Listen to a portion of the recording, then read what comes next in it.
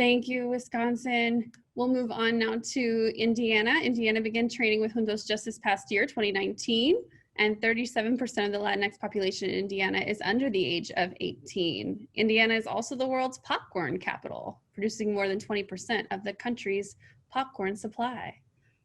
Xiomara, I will let you take it away. Well, thank you, Bianca. And my name is Xiomara Diaz Vargas. I'm a state specialist for New Audience Initiative, and I'm providing leadership to the Juntos program here in Indiana.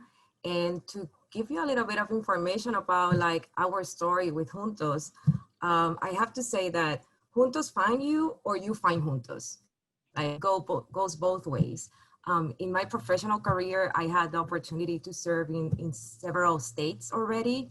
And it's just a coincidence that every time I relocate 3 times. And every time that I relocate, it's when Juntos start in that place, which means that the timing has not been right for me. Even I was like dreaming for the opportunity almost my entire life.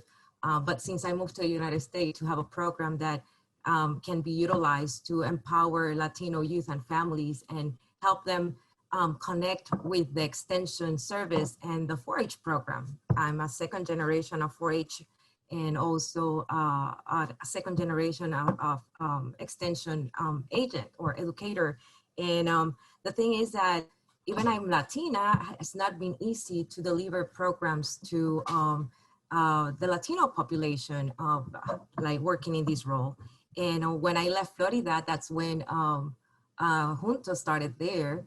And then I was working in Texas, and when I had to relocate to Indiana is when Juntos started in Texas, which means that I was always looking back and saying like, can I go back and grab a little bit of Juntos?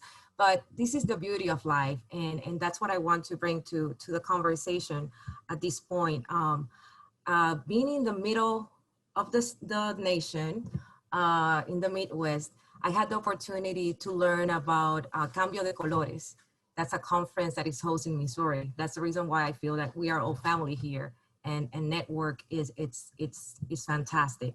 The thing is that in Cambio de Colores, I didn't have a roommate, and my friend from Florida, Laura, helped me to connect with Cynthia Aguilar. Cynthia didn't have a roommate, and I don't think she was looking for one. And that's when I met Cynthia, and Cynthia shared with me about Juntos. And I was like, oh my gosh, at that time I was a county educator. I was like, if I have the opportunity to embrace a program like that and take it to my state, that would be fantastic. And the thing is that I couldn't make a lot of plans because, as I said, Juntos will find you or you will find Juntos. But sometimes it will depend on your administrators and the vision and the timing, the right timing for them to say, this is a program we want for our state, because we need to also count with that endorsement and that support. The thing is, just to make the story short, I was able to learn about Juntos, and at that time, my friends from Florida were celebrating that they got a grant to have Juntos in Florida. And I was, okay, we keep dreaming. But the thing is that thanks to that connection between Florida, Missouri, being able to learn and meet Cynthia as my roommate during that conference, I was able to Juntos stay with me. Like 2 years after that, I had the opportunity to go to Florida with a group of fantastic colleagues when I took over that position as a state specialist to get trained. At that time, we didn't have a grant. We didn't have any specific expectations in terms of the implementation. We just want to make sure we were able to learn the process and how to do it right in a state that the representation of Latinos in general, in terms of demographic, is only 6%. Yes, 38% of those are under the age of 18, but only 6% of our population is Latino in the whole state, which means that we have Latinos, but the thing is that how to bring that even they are not the majority in that overall number. The thing is that I was able to Now I have a new program leader. It's Dr. Casey, and he took over Dr. Renee McKee, who was the person that helped us that believe in Juntos. I was able to explain Juntos and tell her about the opportunity we had and how we were bring that to the 4-H program, and she invested on us, and I have to give credit of that because she allocate money and said, I want not just you, take 2 other educators with you and get trained. And thanks to all these relationships and opportunity, we did it. After that, we applied for the CIFER grant. And that's when we were awarded for the 5 years grant to do Juntos in Indiana. With me today in this call, I want to acknowledge that Dustin Holman, it's one of the educators that will be leading Juntos in the biggest county in Indiana, that is Marion County. That's where our capital is located, in Indianapolis. And he is like us in terms of Juntos. We are the new kids on the block, but in this case, Dustin, he started in that position in December, and he is the last addition in terms of like the educators that will be supporting or are supporting, because we had been in trainings and meetings and coordinating other aspects of the implementation of the program. We also have Jennifer Hines, that she is the extension educator in Lake County. Lake County is an urban county like Marion, and that's at the north side of the state. But then we also have Heather Bondilligan, that's a rural county, and she's a county educator there. I'm the county director. And Dr. Yumari Reese, she's a Purdue professor, and she's acting as our, she's not acting, she's serving as our evaluator for the Juntos project. And Luz Neida Cruz, she's in this call, and Luz Neida, she's a community partner. Since I met her, as it was by reference, Luz Neida has been like a key component and always been present in terms of like the revision of our instruments for evaluation, and also revising the presentations, because we have to make adaptations as well. And she's the founder of Escuela para Padres, Luz Neida. Luz Neida has a master in discipline parent education, and she's from Colombia, and she has been doing this as a volunteer at this point, but she will be providing support to the family engagements. We wanted to identify resources in our state where we can connect with the audiences in a meaningful way.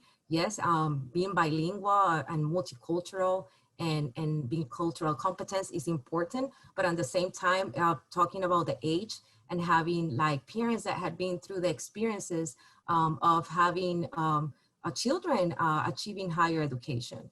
And that's the team that we have in Indiana so far. And I'm pretty much sure that by next year, we can just add more pictures to that slide when we do this exercise again.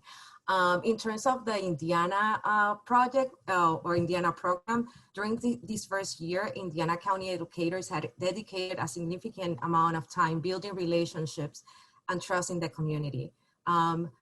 Especially in extension and 4-H, Latinos are not well represented. And I'm sure that it's a common similarity in other states as well. But we have to find, when I talk about not just the representation in terms of like youth or families or volunteers, I'm also referring to like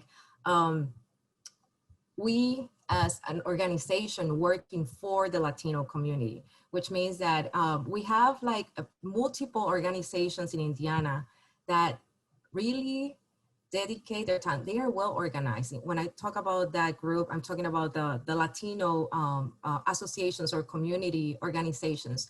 We have very strong community organizations that serve Latino community and in different areas, which means that even we have the reputation of Purdue and Extension and 4-H, we have to be very careful when we like start working on those areas where others are already providing not the same service, but or the same type of experience, but similar in terms of like the goals they want to achieve. That is to help our community to move forward in terms of like achieving the success and decreasing the gap in academic disparities. But the thing is that the map illustrate there where these counties are located.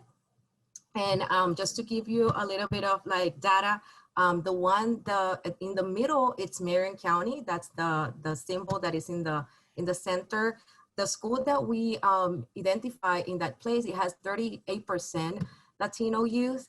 And due to COVID, we were not able to start any program.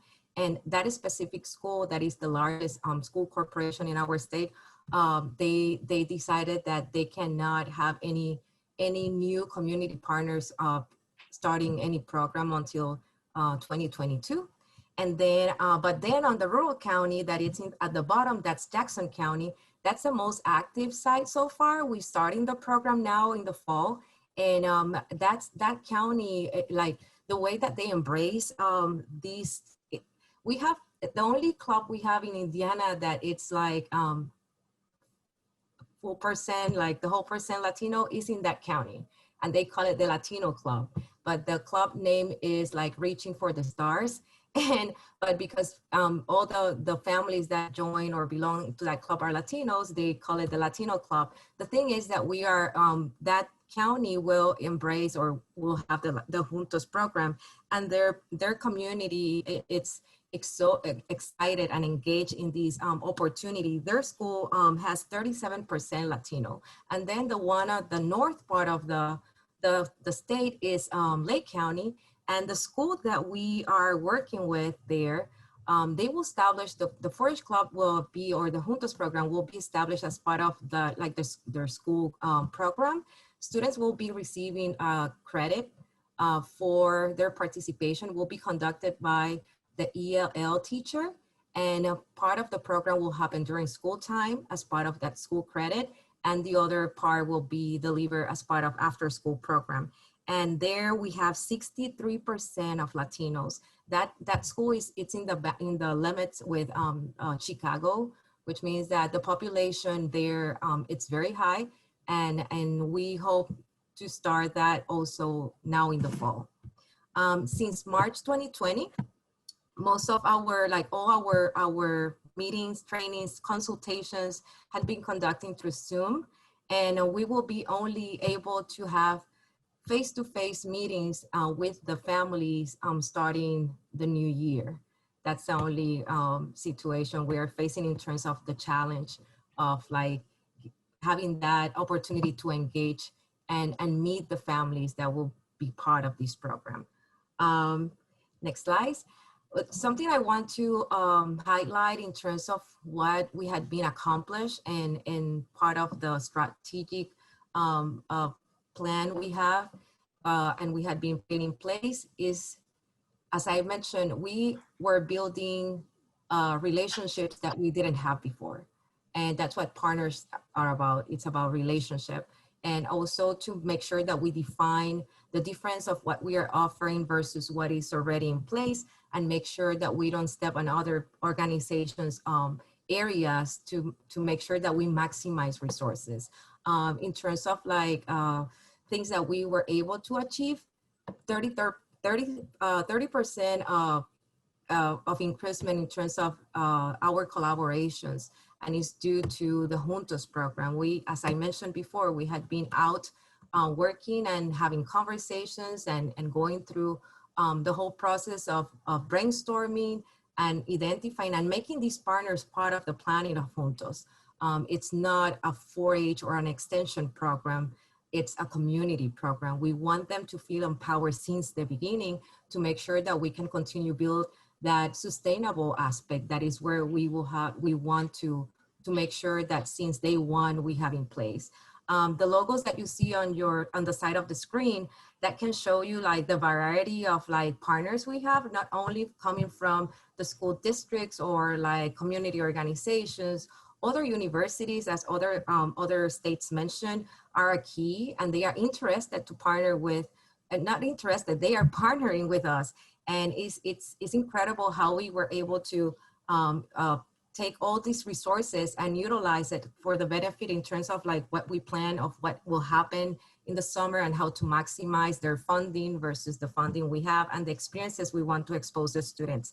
Something that it's very unique in our situation is that the College of Ag has been like very attentive to connect with us, and the Office of Admissions and the Office of Multicultural Programs under the DEI department, they are participating in the trainings, and also they want to help conduct the family engagements, and because they want to learn more about these communities, they want to know what is the right approach, and based on the outcomes of the Juntos program, they think that that's a perfect fit for them to learn and also to be participants in terms of like delivering these lessons.